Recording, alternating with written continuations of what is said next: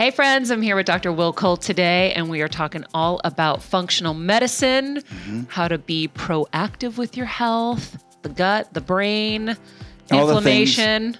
What else?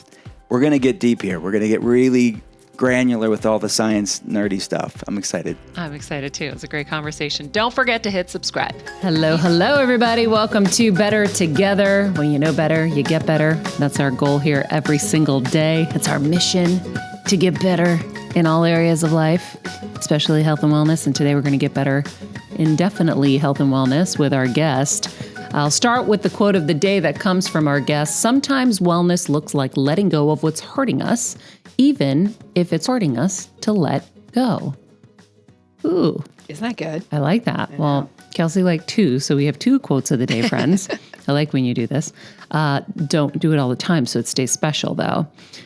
Sometimes wellness looks like realizing their opinion doesn't have to be your reality. Dr. Will Cole. Heal Squad. Hello. Today we're going to be chatting with Dr. Will Cole. We're very excited. He's a leading functional medicine expert who's been featured in Elle, Vogue, Goop, the Wall Street Journal. He believes that we can become healthy and we can do it naturally, enjoy the life that we were meant to live. We're going to talk about autoimmune diseases, inflammation, the gut-brain connection, the connection between physical, emotional, spiritual, and mental health, and so much more. I'm very excited for this conversation. I think the cool thing, I think what's going to happen eventually, just like everything else, right? Like electric cars come in, now everyone has to make electric cars. And, organic comes in, now everyone has to do organic. Like enough people keep pushing for change and change comes. Eventually the medical system's going to have to make adjustments and kind of upgrade and just grow, because some of their systems are just a little antiquated, and that kind of standard of care thing where it's a little bit, one size fits all is going to have to change. And I think functional medicine doctors like Dr. Will Cole and so many like him are really going to be pushing that, because when you see the results that they get, you can't deny that. I was talking to my general practitioner about my functional medicine doctor, and I'm like, you would love her and it would help you so much in your practice. And he was like, yeah, thank you. That's funny. But like they can't do anything outside of the scope of what those big institutions teaches them and allows them to, right? They have handcuffs as well. So what's great about, the functional medicine world is, you're going rogue, but you're going rogue in a really, if you're in the right hands, in really good hands. So I like to balance both. Sometimes I go to my primary care physician, who I love, when I have something and, it needs kind of like quick attention. And then I have my naturopath that really has kind of the big picture. Let's get to the root of the problem to help me figure out what supplements and where to add them and which ones to take out now and where are we going. And I see such results so fast. It's really, really cool. Something you taught me was just like, it's like gathering all the data, right? Because I'm grateful and I'm lucky that I had a mom that I grew up, and we literally went to a naturopath and we went to a Western doctor, and then she was like, okay, now let's find a middle ground. Like that was always her philosophy. So smart. So smart. Yep. But then getting older was like, I didn't really know what to do with it necessarily. And you taught me a lot. Just, it's like, you gather the data, right? You gather the data and then you make your decision on what feels right for you. You do your research, you be your own advocate. So I think that like these functional medicine doctors, what I love about them and what I know just with everything I've gone through, like they actually sit and they listen to me. Like I can, most of them, it's like I can bring them my laundry list of questions and I don't feel like I'm bugging them. Like that's what I love, because it's like, no, a collaboration. Exactly. So that's what I think is so cool about functional and like naturopath, and it makes my heart happy. I feel like I'm actually like getting to play a part in my own health and healing. Yeah. Shout out to my primary care physician in the Western world, because he is very thorough. He is the best. And wait, do you still see Dr. Aaronin? Did you ever see him? I did. Okay. He's very thorough. He cares so much, and he is someone who will give you all of his time. So there are great ones out there, but I do feel like they have some limitations based on, just the system. So it's exciting to kind of build your little team and be able to collaborate with everybody and figure things out, because, Western is great for diagnostics and things like that, so when you just need to see these specialists for certain things, and then you kind of take that data and then you go back to the naturopath and you're like, do I really have to take all this stuff? Exactly. Like, well, we could do it this way and this way. Well, let's try that first. Let's see how that goes. That feels right. But you have to have your own internal guidance, right? Like you have to be the CEO of your own health. And that's when you're going to have the best results, because that means you're also paying attention to yourself. You're not just delegating it out to all these people who don't know your body like you know your body. Right. And if you don't know your body, now you have to learn and get to know your body a little bit, right? Like I noticed just after one day the difference in my body of eating bread and not eating bread. And, certain things were much better in the, toilet world. In the toilet world. I was like, oh my gosh, just not eating bread, because I have, unfortunately, now a gluten intolerance. And so I was like, oh, okay. But again, because I've been making the changes to my diet little by little, it's not feeling like this massive, big feat to eradicate this. And so I'm grateful that I've been making those changes, because it just makes everything a little easier.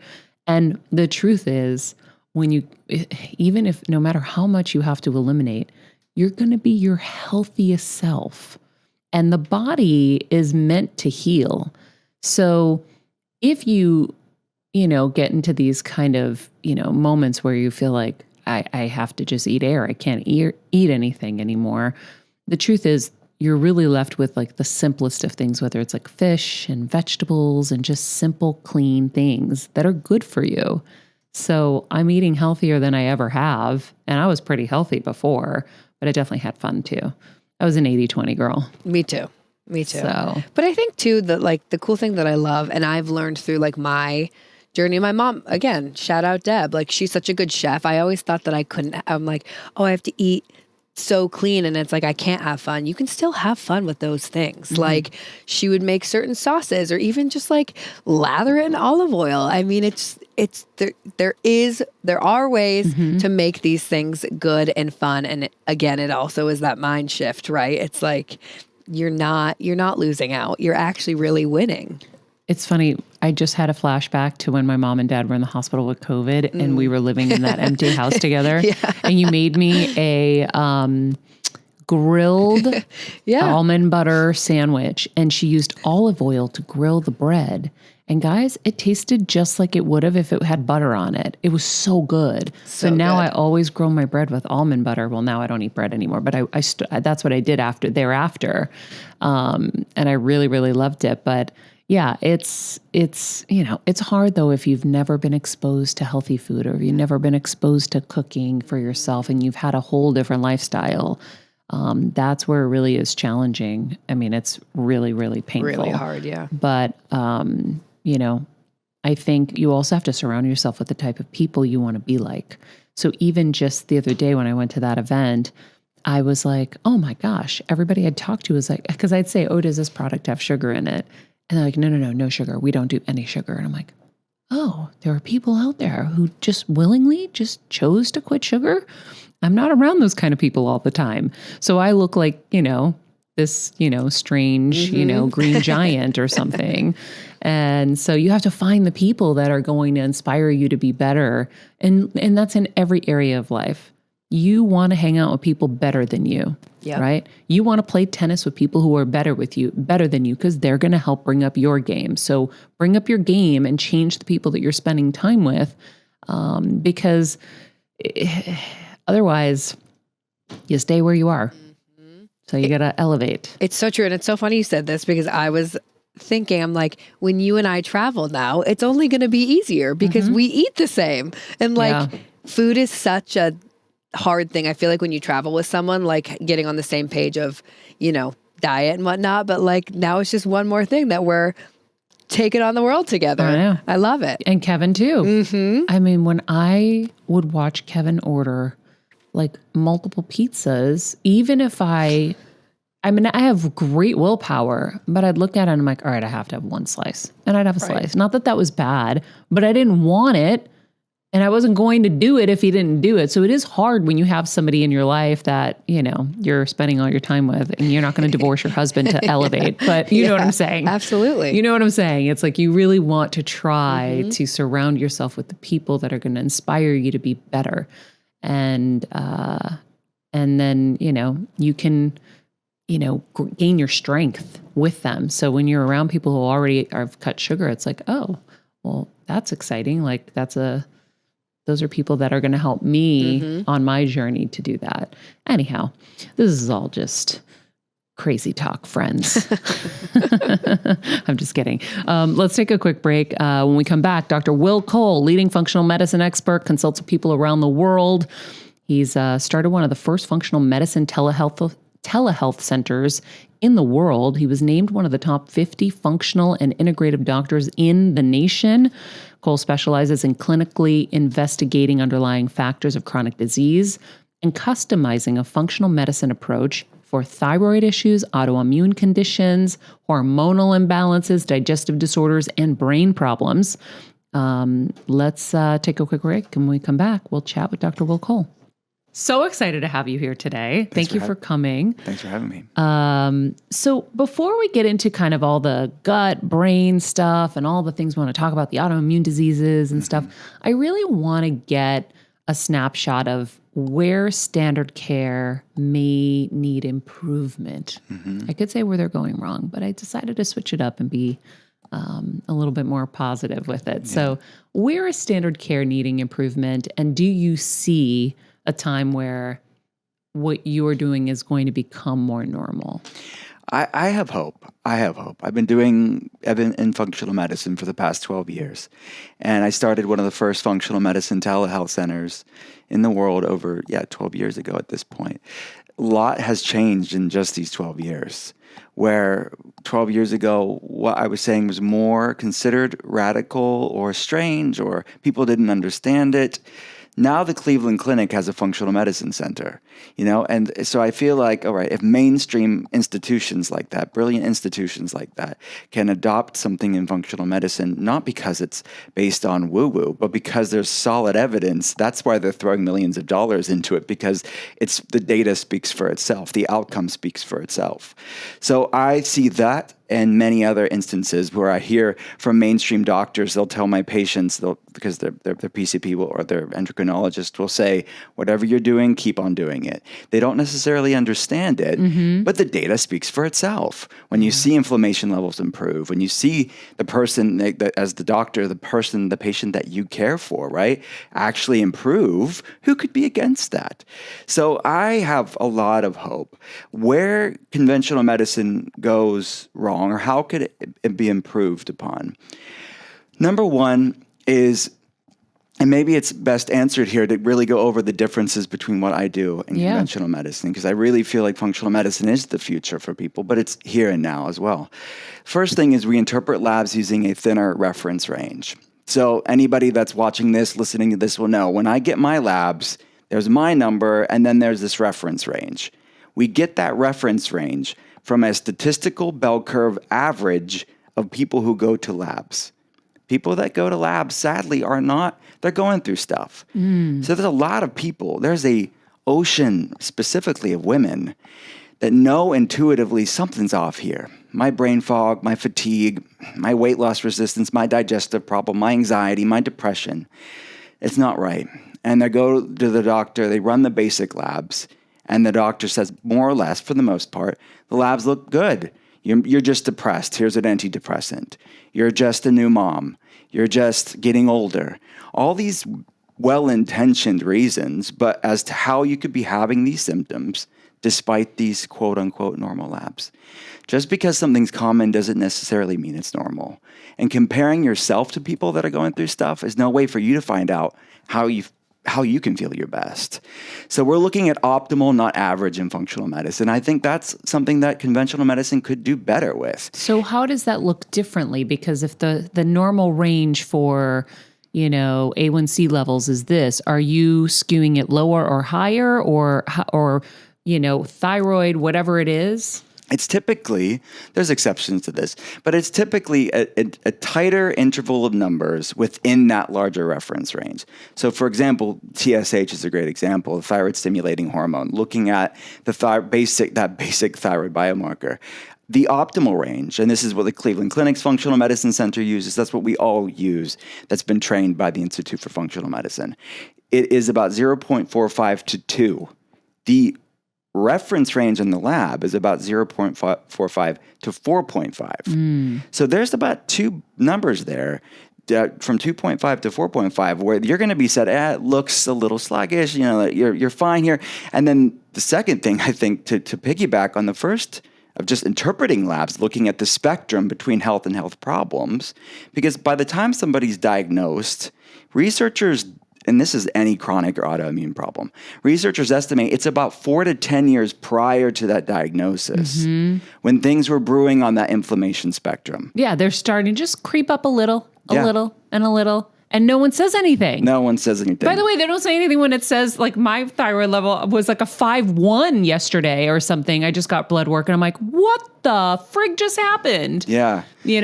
Something's going crazy in there. Exactly. That makes no sense because it went from 0 to like that. Like it went from normal to super abnormal. And those are all snapshots in time. So we have to run more comprehensive labs too. And I think that's the second part I would say that mainstream medicine could do better. They are trained to diagnose a disease and match it with a medication. That's the training. That's the model. It works for a lot of people. There's nothing wrong with that. I don't think it should be either or. I think it should be both and give people choice and agency. And it's okay to ask questions and want to dig in. What does both and mean? It means I don't prescribe to the tribal wars between conventional medicine and functional medicine, or conventional medicine and any alternative treatment. I think functional medicine really is about integrating the best of both worlds in. So it's fine to use the conventional model if it's working for you. Keep doing it. But what about the millions and millions of people that they're falling through the cracks of that model because they are somewhere on that spectrum and they're not checking all the boxes to be labeled with a diagnosis code and given a medication. They're doing everything their doctor's telling them to do, but they're still feeling horrible. So the thyroid's a good example here is we need to run more comprehensive labs. That doesn't change the medication. They're still going to get the Synthroid or the levothyroxine. All they need is the TSH for that, maybe a T4. But what about all the other people that take the medication or are undiagnosed because they're on that subclinical, they're out of the optimal range, but they're still within the reference range? What do you do for them?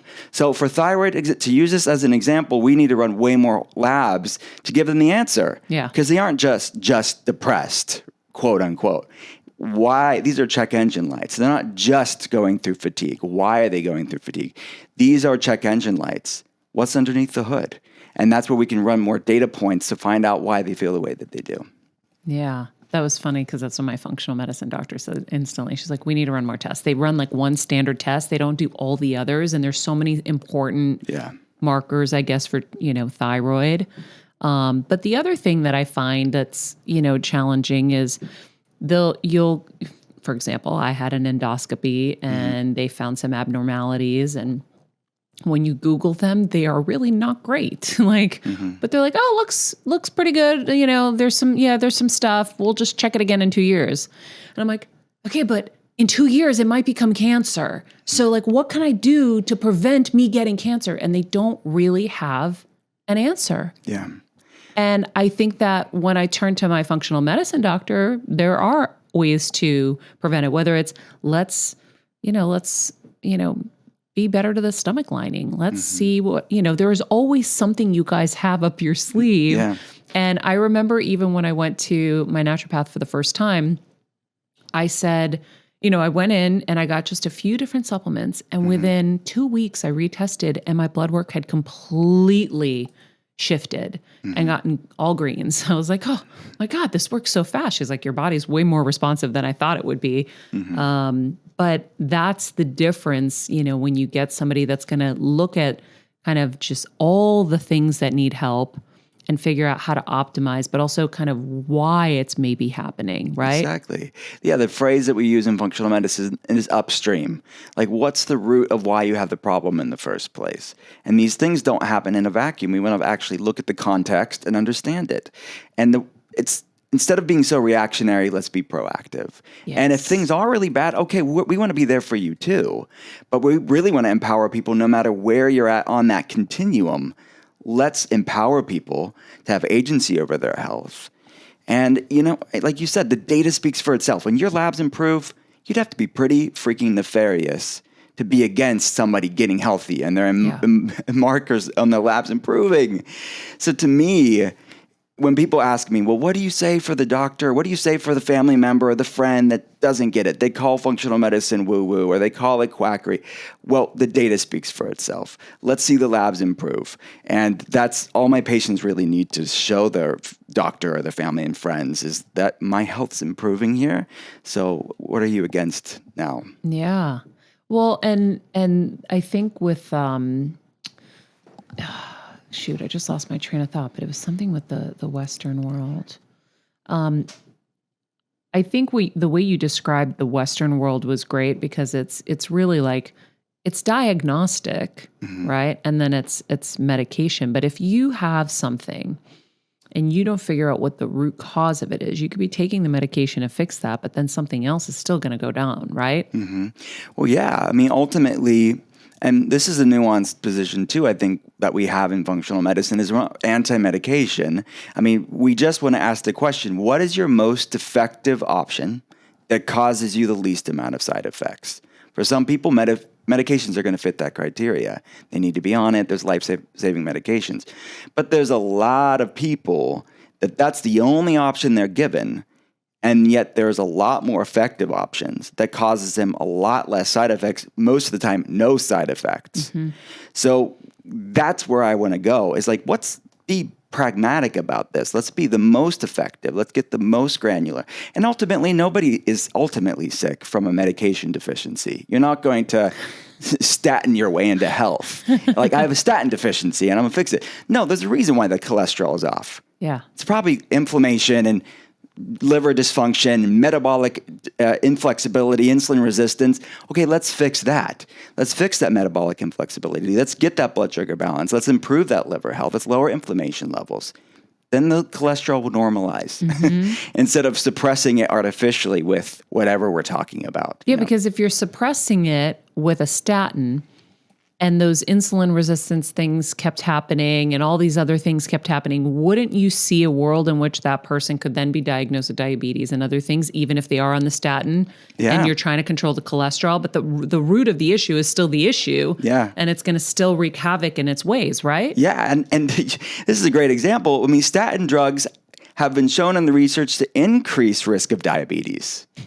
So they're not only not dealing with it, but by suppressing it artificially, it can increase insulin resistance in some people. You can't mess with nature. There are things that are needed, right? There are medications that are needed, but ultimately context matters. And can't we ask these questions and really get these people better? And they deserve better.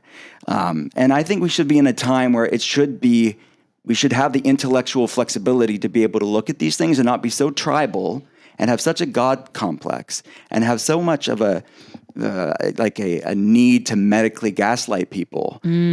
Let's just be okay with asking questions and figuring out the most effective option for them. I just got the chills. I also think about the need for people to be so committed to their disease.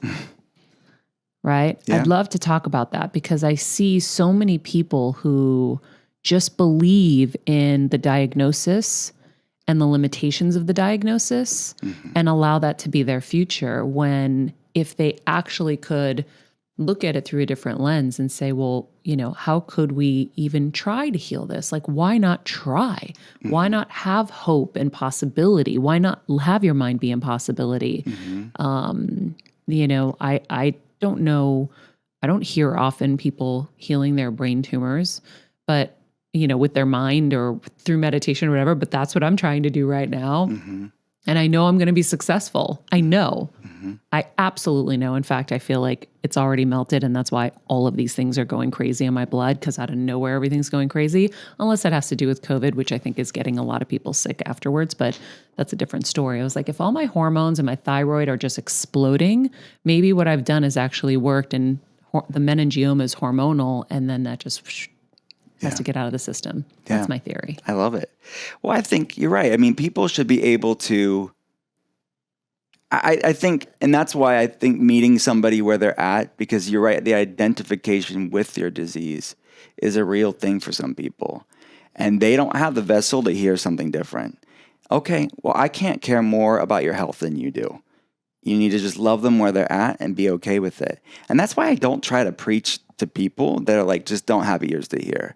But there is a growing amount of people that do want answers, that are asking questions, and that's okay.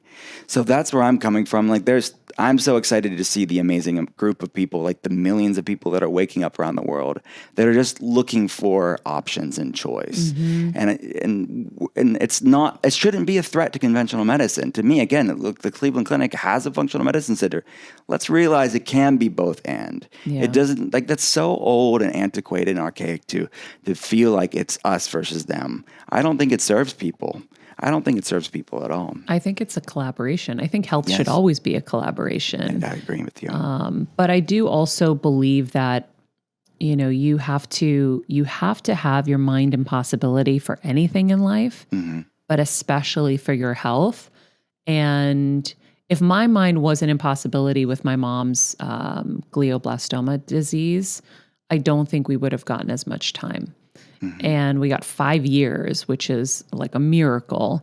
And we got 5 pretty good years. Like, just at the end, it was rough because of the COVID she got. But I think you have to have your mind in possibility, because, I joke with the girls. I was like, Steve Jobs wanted to make this freaking thing that's going to have music on it. And like, it was going to, you have a lot of them on there, the iPod.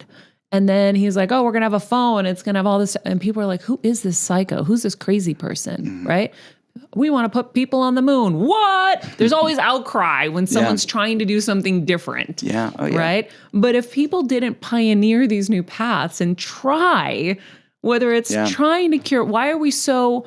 We're okay with people doing research to try to cure something, but when someone says that they've cured it, you're like, no way, this is a disease for life. You're like, wait, I don't understand. Yeah, I 100% agree. I think I've heard it said, and I think it applies here, is that the person that goes through the weeds first gets scratched. And that's how it has been through history. And it's going to be, and it's the people that are vilified. In hindsight, it's like, wow, they were onto something. They were really looking into things that now is normal. Yes. And there's so many examples of that, not just in healthcare, but around the world. Yeah. I remember years ago, like over 20, maybe 25 years ago, even more, when my dad was having shoulder issues and my cousin worked for an acupuncture place. And we're like, what's acupuncture? And she said, I'm seeing people, heal from stuff. And so we sent my dad in. He couldn't lift his shoulder. And then he did one session and his arm was over his head. And we were like, whoa, this is like magic. This is crazy. But acupuncture was still so new back then. Right. And nobody really knew about it.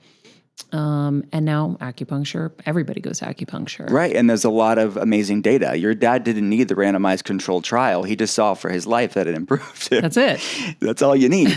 But now, in addition to that real life result, there's a lot of amazing science about something like acupuncture, of mainstream institutions using that too. Again, it's okay you don't need all that quote unquote science to see real life results. But the cool thing is, in the time that we live in, there is a growing amount of really cool science that shows what we're talking about here is actually, we know the mechanisms as to how it works. Yeah, it takes a long time for us to get there and for like the Western world to actually adopt it because there's so much red tape they have to go through to implement something. The only time I really watch people throw Hail Marys is when it's a deadly disease, right? When it's stage 4 cancer and you have no other options, then people are desperate and they'll try stuff. But sometimes it's too late to try then. Not that you shouldn't, you always should. My mom had it and I tried and I knew we were going to keep trying. But it's interesting that we have a more open mind when, we're in that kind of spot than with something like, arthritis or diabetes or thyroid disease or any of these other things, celiac. We have, a much more closed-minded approach sometimes to some of these because we're like, nope, it's forever. That's it. And I'm done. Yeah. Well, and even just as simple as something as food, right? I mean, the vast majority of, depending on the study that you look at, it's upwards of 90% of the chronic health problems that we're facing as a society today. Most of it is aggravated, made worse with food, and can also be improved with food. Food is implicated in some way, but yet it's talked about next to nothing in the conventional model. That is we talked about how it could improve, but that's a whole training thing. Well, when you go to a hospital and they're still serving Jell-O and the fruit from those big containers that's, been in there for 20 years with all the preservatives. Yeah. And when you're still serving that, we have a major issue. Yeah. How are you thinking you're going to get better when you're eating that? That's not real food. Yeah. And it's so basic, right? So if they if anything, I think a starting point would be just that. And then there's probably improvements in some pockets within mainstream medicine. I don't really hear about it. I'm sure that there are people that realize this very obvious thing to start changing. But like you said, let food be thy medicine. Yeah. How come we don't know that? Yeah, and that is the father of modern medicine. Yeah. If it's nothing new, it's just remembering where medicine came from. And poor old Hippocrates would be rolling in his grave right now. And he also said all disease begins in the gut. This guy, I don't know how he knew this, but that's why he's the father of modern medicine. Did he say that? I didn't know that. Yeah. And Paracelsus, another father of modern medicine, Switzerland in late 1400s, early 1500s, he was known as the father of toxicology. And he called fasting the physician within. So you think of all these things that we just do normally in functional medicine, food, fasting, looking at gut health, all these things, they're not new. They're just a remembering of what was a part of our culture and our ancestry for thousands of years. So if all disease begins in the gut, let's talk a little bit about that gut and the gut-brain connection and inflammation and all of that. Sure.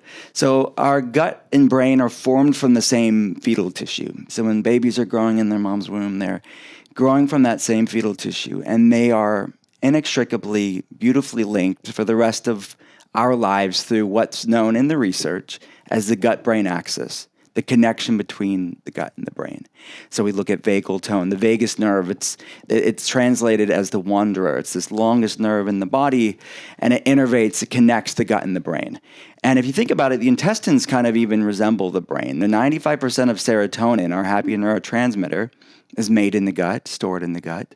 50% of dopamine is made in the gut, stored in the gut. The second brain, the gut, influences the first brain in many, many different ways.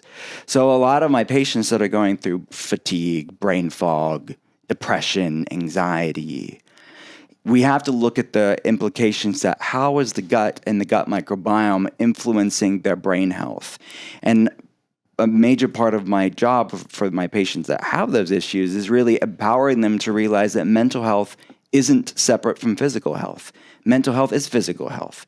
And we like to compartmentalize mental health in our culture, like it's that, and then there's this, and we have a specialist for everything. But the reality is that all of the body's interconnected, and that our brain, there's a whole field of research known as the cytokine model of cognitive function. Cytokine is our pro-inflammatory cells. So it's research looking at how, the gut influences that, but also how just systemic inflammation can impact things like anxiety, depression, brain fog, fatigue. And then on top of that, the gut bacteria, the microbiome, that's upwards of 100 trillion bacteria, depending on the study that you reference. But it's a lot of bacteria. And we have about 10 trillion human cells. So we're about 10 times more bacteria than human. Never heard People that one. shouldn't take it personally. I am too. We are. We're sort of a sophisticated host for the gut garden, the microbiome metropolis. And these influence influence our mood. Studies have been looking at how different colony-forming units of bacteria, bacterial overgrowth, bacterial imbalances, lower levels of some good microbes can increase anxiety, increase depression, increase cravings for certain foods. So it's important. Hippocrates knew it. He didn't have the studies. Now we have the studies. So who's against this? You have to be living under a rock to be thinking this is radical. This is not only has history on our side, but it also has really amazing science as well. So if you suspect somebody has a gut imbalance, how do you handle that? Like, do you have to have somebody go get an endoscopy so you can see inside too and then prescribe from there? How do you do it? All different conventional imaging studies to get an idea of what their gut health looks like, especially if that's more progressed. So if somebody has more colitis, if they have ulcerative colitis, Crohn's, if they have ulcers, the endoscopy, the colonoscopies are needed and should be looked at. Most of the time, when you're talking about these functional issues, to understand and assess the microbiome, first of all, this is such a rapidly growing science. So I have no doubt in another 5 years, 10 years, data science labs would be even better. But right now, we have some really good snapshots in time. So it's actually a stool test that we run and some blood tests to assess the immune system and this gut garden, all the trillions of bacteria. So through a stool test, it looks like a fry dish that you go to the bathroom in, but you don't put fries in this thing. Don't use it afterwards. But you send it off to the lab, and we run these labs for people around the world. We can look at bacterial overgrowths. We can look at yeast and fungal overgrowth. We can look at good bacteria, bad bacterial balances. We can look at inflammation in the gut. You can assess something called zonulin and secretory IgA, which are the biomarkers to assess for leaky gut syndrome, which then things passing through the gut that should not be able to pass through the gut, like undigested food proteins, like bacterial toxins called lipopolysaccharides, they can, at that point, that's the seminal event the researchers are looking at as to what is triggering this epidemic of autoimmune problems and other metabolic issues. Okay, well, where did the autoimmune condition come from? And I would say that to the rheumatologist's or conventional perspective. Well, researchers are actually looking at that. And one component for many people, a very common component to it, is gut health. So this is what we can assess on labs, both blood and stool for that example. Yeah, I have a few autoimmune situations, and I'm starting to realize that it has to obviously have a lot to do with gut. But we'll talk afterwards. Yeah. I mean, you have a functional medicine doctor, but we'll collaborate together. Yeah. I feel like with autoimmune diseases, don't they generally say autoimmune diseases are incurable? Are all autoimmune diseases? Like if you think about it, what are the main ones? You have thyroid stuff, right? Yeah. There's the conventional data is about 50 million Americans have an autoimmune condition. But that's the diagnosable ones. Then there's millions more on this undiagnosed. Yeah, autoimmune inflammation spectrum. So there's 3 stages. There's silent autoimmunity, meaning if you ran labs, you'd see markers, but the person feels fine. Mm-hmm. And then there's autoimmune reactivity, which is a lot of people. That's the people that it looks autoimmune. There's autoimmune markers coming up. They have symptoms, but they're not checking all the boxes. Again, 4 to 10 years prior to that diagnosis, things were brewing.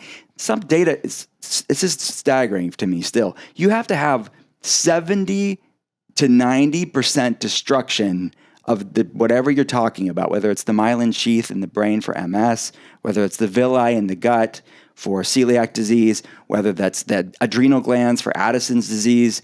You have to have significant destruction of those parts of the body before it's going to fit all the criteria and to be labeled.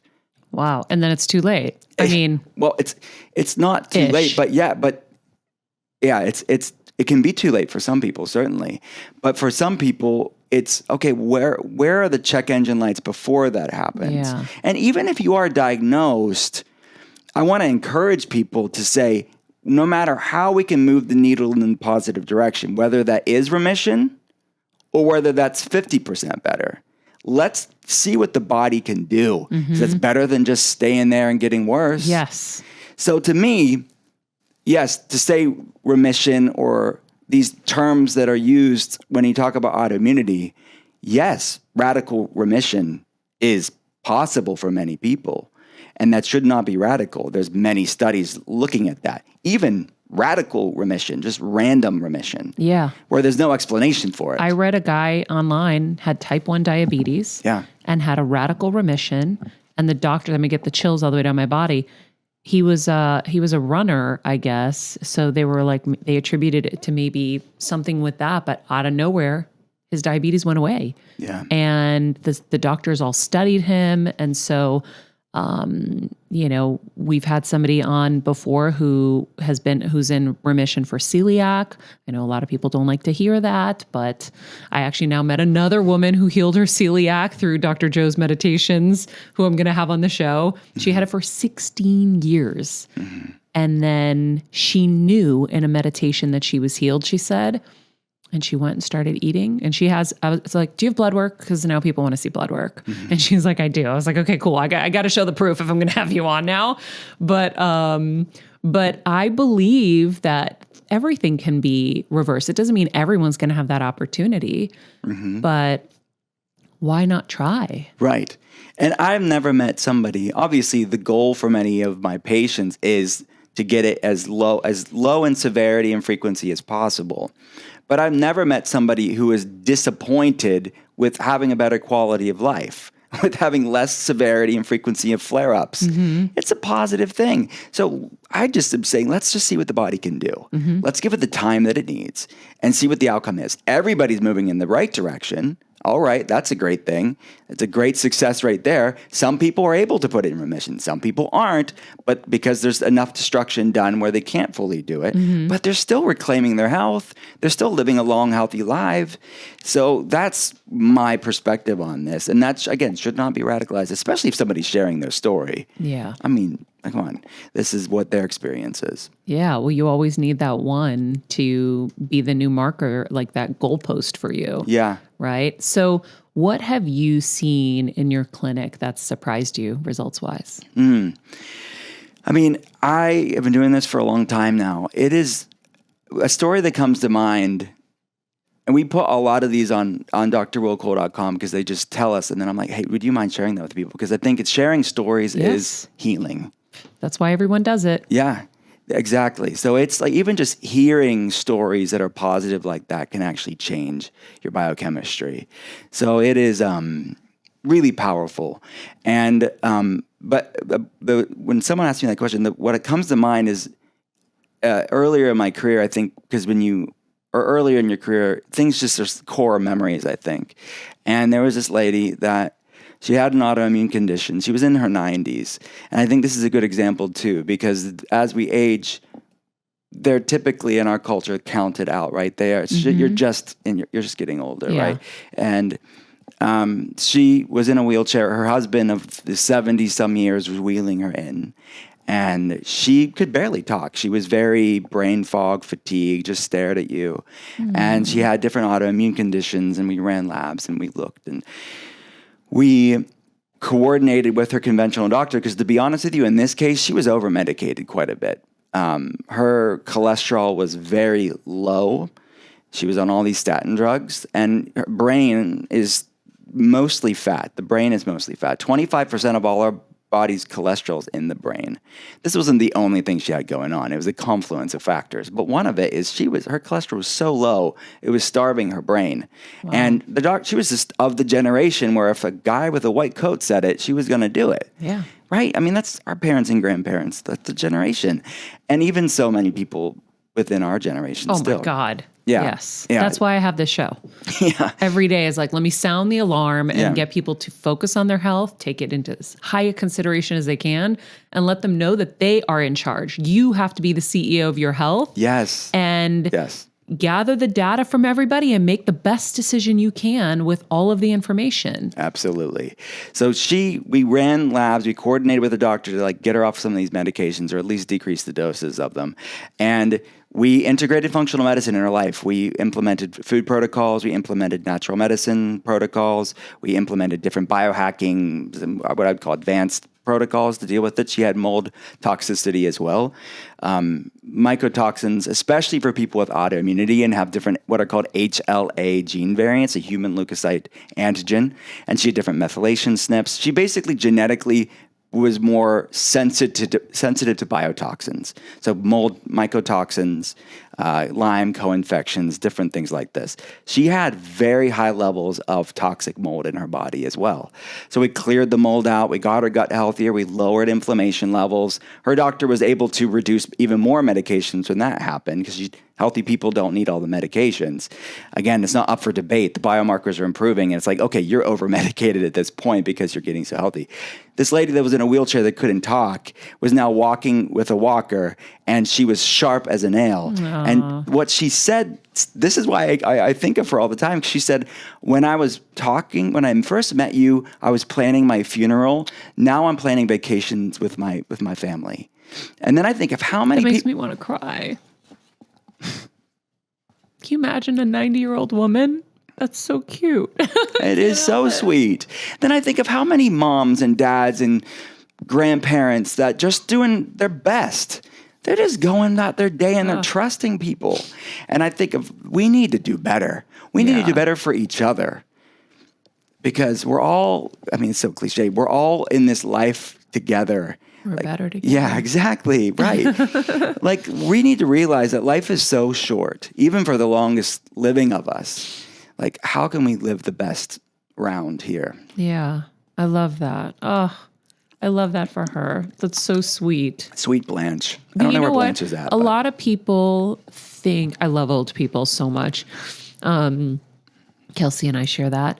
But, a lot of people would just have counted her out at that point. She's old, she's going to die anyway. Yeah. And now she has a whole new lease on life. And by the way, again, another inspiring story that it doesn't matter how old you are.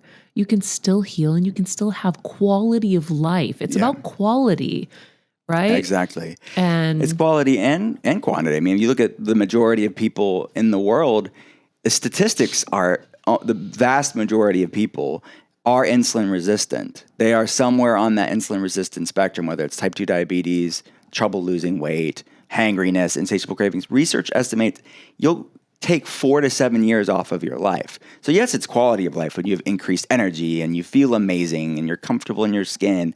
Yes, but we can actually improve biomarkers to extend health span as well as lifespan.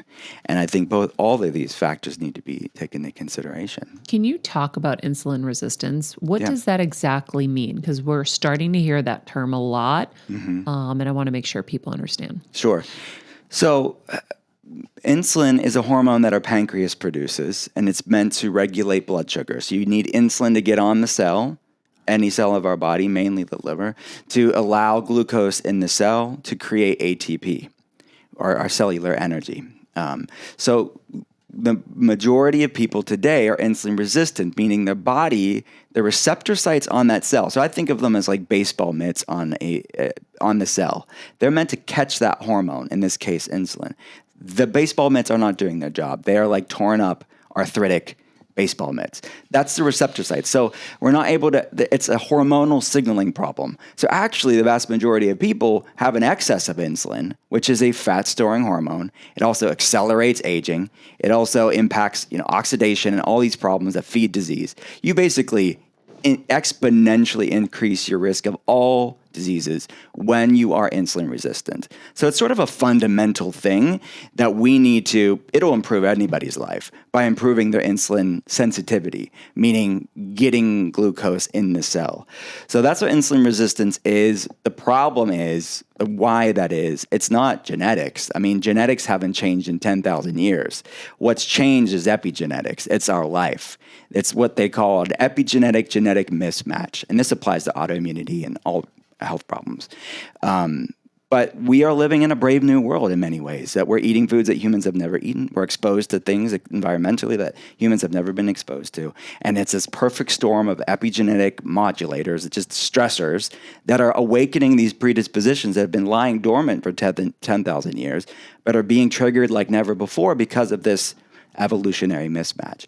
So that is a problem. But the great news is these are largely reversible, improvable, healable things. Again, for some people 100%, for some people 75%. Let's start moving the needle in the positive direction, because there are genes that code for insulin resistance. But again, many people have genetic predispositions for things. Is that gene being triggered or not? Is it being awoken or not? And we have agency over. We can make choices by looking at the foods we're eating, looking at our stress levels, looking at dealing with unresolved trauma, making sure that we're sleeping and optimizing our sleep, looking at environmental toxins and cleaning our life up here. These are choices that people can make. And this is really, hopefully, a message of just empowering people to do better. And you don't have to be perfect either. You don't have to be perfect. The body's amazingly resilient. Even with people just lean into it, the body's amazingly resilient. So you can have that ice cream here and there. Yeah. And even better, let's teach them a better for you ice cream too. It's like, I want my patients to love life and live an amazing, delicious life. But let's eat foods that love us back. I said recently, and I want people to have this paradigm shift with food. It's like, continuing to eat foods that don't love you back is like staying in a toxic relationship and wondering why you're still miserable. But avoiding foods that don't love you back is not restrictive. It's self-respect. And I want that paradigm shift for people to be like, what the heck? We have healthy boundaries with so many things in life. We talk about boundaries. But it's called toxic diet culture whenever we talk about avoiding foods that don't love us back. Ooh, I haven't heard that. They love to say toxic diet culture, because then you talk about avoiding food, anything, they'll say, well, it's toxic diet culture. But no, I just love feeling great more than I want something that doesn't love me back. Yeah, it's health culture. Exactly. It's awareness culture. Like, we're just aware of what foods love us back and which ones don't. Wow. Are you of the belief that autoimmune diseases can be cured? I think it's a nuanced position. The short answer is yes, because we have tons of data to show radical remission. So the language I would use is put it in remission. Okay. That's the language I would use. There are many researchers in the space. I believe there's a recent book even called Cured or something like that, exploring the radical remission and what that's done. So the terminology that I use is remission. Let's decrease the severity and frequency of flare-ups. The person's still going to have the gene variants that predispose for autoimmunity, that gene is turned on. The clinical objective for me would be to keep that gene calmed down so we can have the immune system recognizing itself, because that's what's going on here. The immune system loses recognition of self. And then I think that's how eloquent that is of what's happening on a mental, emotional level, I think, for some people. But physiologically, that's what's happening. It's molecular mimicry when the immune system attacks itself. So without a doubt, I see it all the time. People put their autoimmune conditions in remission. But I wouldn't, and nor would they, say, I can go back and expose myself to the same toxins I used to be exposed to. I can go back to eating the way that I used to be eating. Because there's the potentiality of a flare-up happening if they go back and do the things that weren't loving them back. Mm-hmm. So the language I would use would be remission, and it could be a remission for the rest of your life. So if you were to call that cured, you can call it cured. But I want to monitor things over time to make sure that this stays in the remission. Yeah. I was shocked. This woman I met at this meditation event who said she cured herself of celiac. Yeah. She was like, oh, you should see how crazy I went. I was eating every bread thing you could imagine. And her husband was horrified. He's like, you're gonna die. Like he was so scared. She's like, I know I'm cured. And she was like, I've never eaten so much in my life. And I'm like, that would scare me that it would come back, because obviously there's a reason you got it in the first place. Yeah. But she's been good for... Look, yeah. And I think there are people that have the genes for celiac disease that never get celiac symptoms. So for this person that you're talking about here, that makes complete sense that she dealt with, like, the analogy that comes to mind is like the bucket analogy. that's your genetic bio-individual ability to handle stressors. Some people have big buckets, some people have smaller buckets. You can't change your bucket size, but you can change what you put in it. She sounds like she emptied her bucket pretty significantly, and she has some wiggle room to have that bread and not hit the tipping point. Yeah. And yeah, I think the gene's still the same. She didn't change her genes. But genetics only play a role. It's estimated for most people with autoimmunity, it's about a third of the puzzle is genetics. 2/3 is epigenetics, which she did. So yeah, for some people, I've seen people that the mom has celiac disease, like their other child has celiac disease, but the other person has the same gene coded for it, but doesn't have any symptoms. Bigger bucket. So yeah, exactly. And genetics aren't everything. It's not that gene's not been it's not been reactivated or activated. So yeah, these are the nuanced things that play. In my opinion, for that woman that has celiac disease, I would not want to keep having a food that we know isn't really ultimately good for anybody. Yeah. Whether you have celiac or not. Yeah. But I mean, maybe get her a sourdough ancient grain or something like that. Like that's my functional medicine mind of like, okay, cool, you can go there.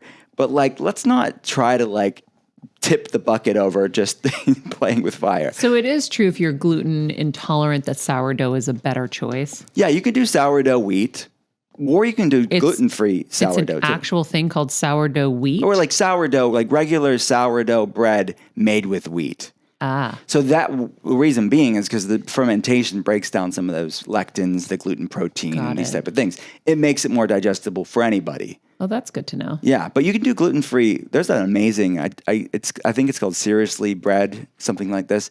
I saw it at Erewhon the other day. You all are blessed with Erewhon in Los Angeles, and I need that in Pittsburgh. Really are.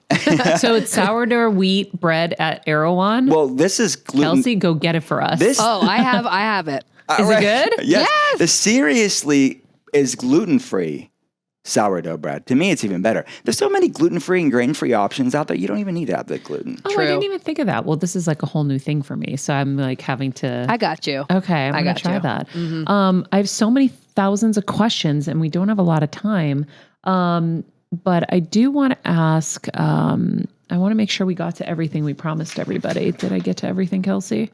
You did. I want to have Dr. Cole back. I know he has a book coming out March, right? Yes. Yeah. And I want to go more into the emotions that connect with gut, brain, all that stuff. But I feel like we have you back and do a whole episode on that because I have like 40,000 million questions about that. Like that's going to take time. Yeah. So besides that, Maria, I feel like you nailed it. Well, hold on. Okay. Let me ask my naturopath's questions. yeah. This is so fun. So you guys will meet at some point. But she said, I'm curious of three things. How he feels about chronic ketosis versus seasonal. Your take on the state of nutritional ketosis versus a ketogenic diet. And if he sees ketogenic diets failing in people living in certain environments or with certain lifestyles. Very smart questions. I think that they read my books and they know what they're talking about. Obviously. All great. Ketogenic diet is a tool within the toolbox. There's amazing studies with certain brain cancers. There's amazing science around ketosis with metabolic inflexibility, insulin resistance that I mentioned earlier. There's a growing amount of evidence with other brain health problems and autoimmune problems, different inflammatory problems. But more isn't always better. So again, it's this either or. It's like keto is bad or keto is amazing. It's for everybody. Well, the truth is oftentimes somewhere in the middle, and it's not sexy for social media because it's like the toxic tribalism within our culture with everything. But this is context matters. And how are we using this tool within the toolbox? So the ketogenic diet is fasting mimicking. It's mimicking a lot of the benefits of fasting with eating food. So the way that I advocate the ketogenic diet is more of a Mediterranean, clean keto way of eating. That's the topic of my first book. It was called Ketotarian. It came out in 2018. So it's showing people to eat really whole, nutrient-dense foods, but doing it in a way that supported metabolic flexibility. So it was a higher, healthier fat, like with fatty fish, olives, avocados, like a lot of healthy fats there, clean protein, lots of produce. So I don't think that long-term ketosis is needed for the average person that's just looking to support metabolic flexibility. Metabolic flexibility means burning both sugar and fat You don't always have to be in fat burning ketosis mode. But some people need that tool therapeutically to help their nervous system. Like if they're going through seizure disorders, they need to be in long-term ketosis and working with their doctor on that. If they are really having other autoimmune, I know many people with autoimmunity, they keep their autoimmune conditions and symptoms in remission in ketosis. Wow. So, but they know for their body, when they go out of ketosis, they don't feel as good.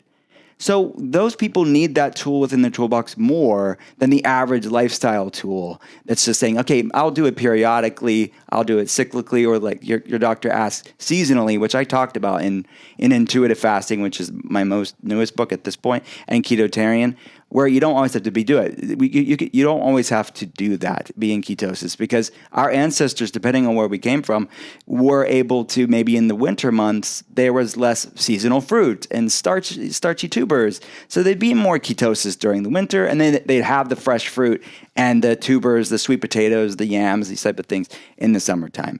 So there's an ancestral way to use this tool within the toolbox. Again, why are we doing this? It's to decrease that chasm between genetics and epigenetics, because our genes are living in this brave new world. How can we eat more in alignment with how humans would have eaten for a long time so we can have an extended health span? People are living longer now. That's lifespan, but they're not living healthier longer. So let's have both increased health span and lifespan. Again, both and. It doesn't have to be either or. I love it. Dr. Cole, thank you so much for being with us today. Thank you. I feel a part 2, part 3, part 4, and all of that coming up. Anytime. We are going to leave that right there and close out. Thank you guys for being with us as always. If you guys want to know more about Dr. Will Cole, we'll put everything, his Instagram, website, all in the summary of this episode. And in the meantime, be nice people, make good choices, and be present. This podcast and all related content published or distributed by or on behalf of Maria Menounos or mariamenounos.com is for informational purposes only and may include information that is general in nature and that is not specific to you. Any information or opinions expressed or contained herein are not intended to serve as or replace medical advice, nor to diagnose, prescribe, or treat any disease, condition, illness, or injury, and you should consult the healthcare professional of your choice regarding all matters concerning your health, including before beginning any exercise, weight loss, or healthcare program. If you have or suspect you may have a healthcare emergency, please contact a qualified healthcare professional for treatment. Any information or opinions provided by a guest expert or host featured within website or on company's podcast are their own, not those of Maria Menounos or the company. Accordingly, Maria Menounos and the company cannot be responsible for any results or consequences or actions you may take based on information or opinions.